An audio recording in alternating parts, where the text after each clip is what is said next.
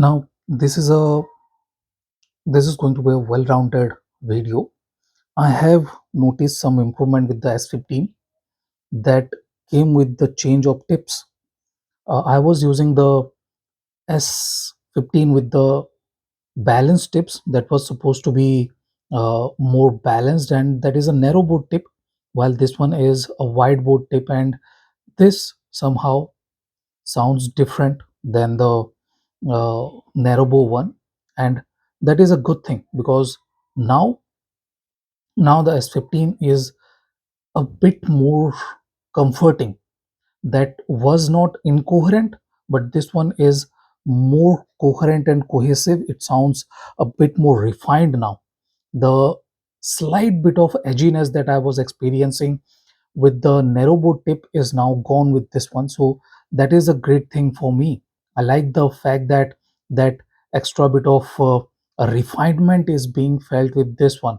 It is not trying to be a bit more energetic or anything. The notes are a bit smoother now. So this brings us to the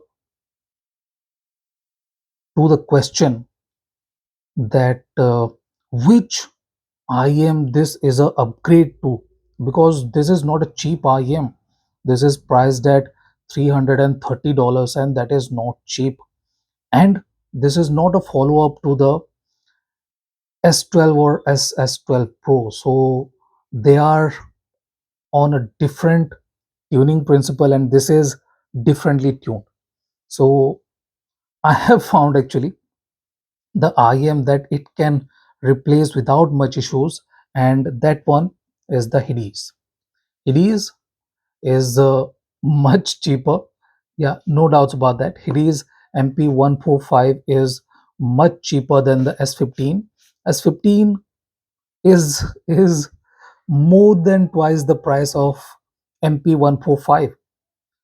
But MP145 is no slouch.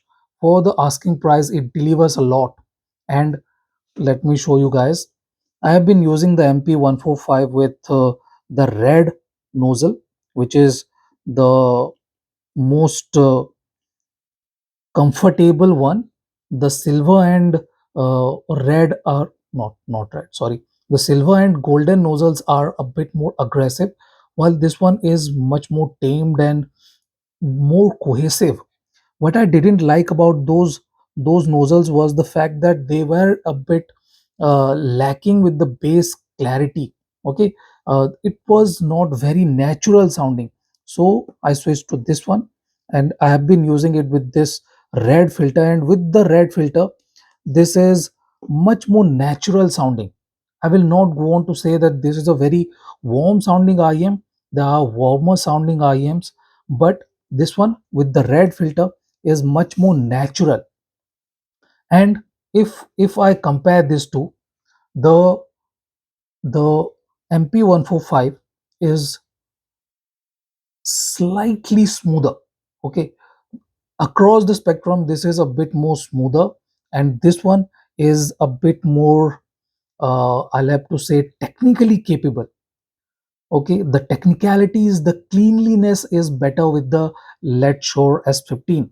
And if we start with the breakdown, the bass with the MP145 is a bit more fuller, a bit more mid bassy. Okay, the area of impact is bigger, so it has a bigger punch, and both are very similar with the delivery. They are not lacking with the layers or anything like that, but the definition on the MP145 is not as good as this one. This one is slightly more defined, and S15 is better with the sub bass. Sub bass extension and sub bass rumble is slightly better on the S15, while MP145 is not lacking, but it is a bit more mid bassy.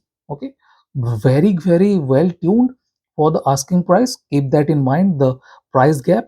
And if we move on to the mid range, the M15 is a lot more accurate. It is a bit more textured, has a bit more clarity too.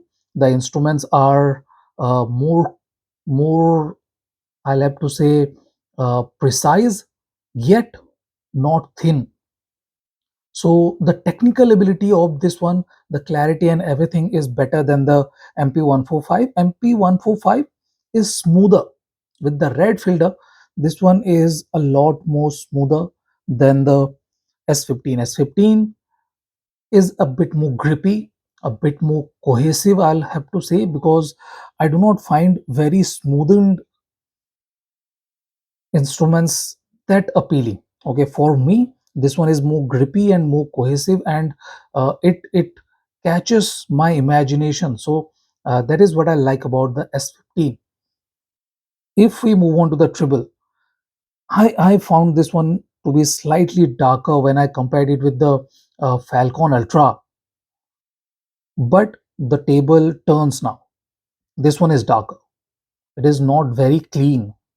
The cleanliness of the S15 is better than the MP145.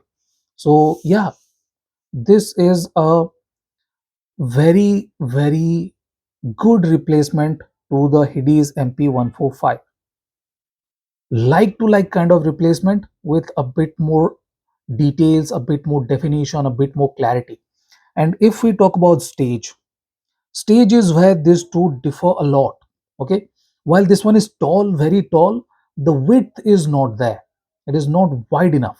While this one is well rounded, very similar when it comes to height of Hades, but it is wider too. So the sonics, the movement of instruments is much more natural and much more cleaner with the S15. The amount of air between instruments, layering and separation, everything, nearly every aspect of the S15 is an improvement over the MP145. Keep in mind that MP145 is not a slouch. One of the best planar, and this is one of the best planar under $200, no questions about that. While this one, if you feel like spending $330 and you like the MP145, you can definitely go for this. And one last thing, let's do this. MP145 is known for its bigger shell. Okay, big shell, this whale inspired design or whatever they like to call it. This has a bigger shell. It kind of feels uncomfortable to some, but the S15 is much more comfortable inside the ear. You guys can see more contoured and smaller shell. So yeah, that is that. And if we talk about the cable, both are very similar. No issues with the cable or anything, or the setup accessories. They get a lot of stuff. This one is not modular, while this one is modular. That is not going to affect the sound quality, I think, in any case, because both of them have 4.4 with them. In any case, if you are in the market looking for an upgrade to the MP145, you should definitely consider the S15. So this is my uh, comparison of this two, and some improvement that I noticed with the uh, LED Shore S15. Thank you for watching, guys. Have a nice day. Enjoy.